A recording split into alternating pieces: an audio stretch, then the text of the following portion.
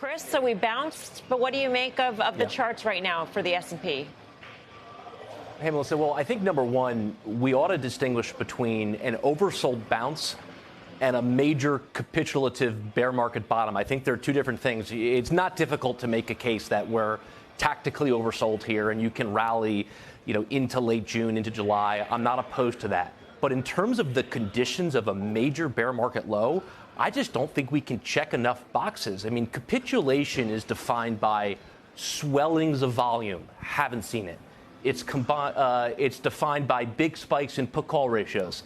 Haven't had those. It's defined by VIX above 40, 45, 50. Haven't seen that. So I think we need to distinguish here between bounce and major bottom. I don't think this is the latter. And I would also just add, remember, upwards of 60% of the Russell 1000 is back to where it was pre-COVID. If S&P went back to where it was pre-COVID and followed that script, you're talking 3,500 S&P. That's been our target. I don't think that's a stretch given what the conditions look like under the surface here. And in the path to roughly 3,500 on the S&P 500, Chris, you say Apple has a long way lower to go.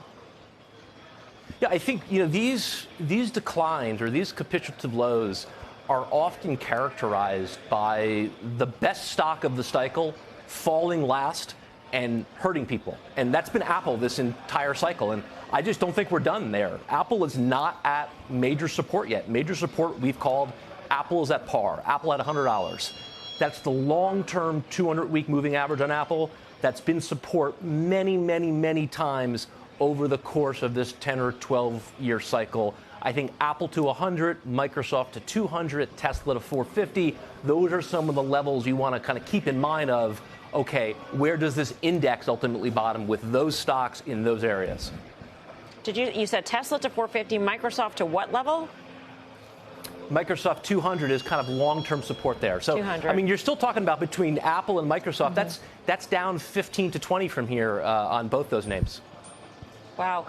So these are the big cap tech stocks, and these are the generals, right? Yeah. So in the last stages, they come for the generals, so to speak, Chris. But we've certainly seen a lot of other sectors being taken out much earlier. Yeah. It's been sort of a rolling correction that we've seen, particularly in a lot of the innovation stocks and the fintech stocks. And I'm wondering, is it possible, Chris, that there are opportunities there that they have perhaps staged some sort of a bottom or close to a bottom before these big cap generals have? Well, I think not only is that possible, that's frankly historically likely.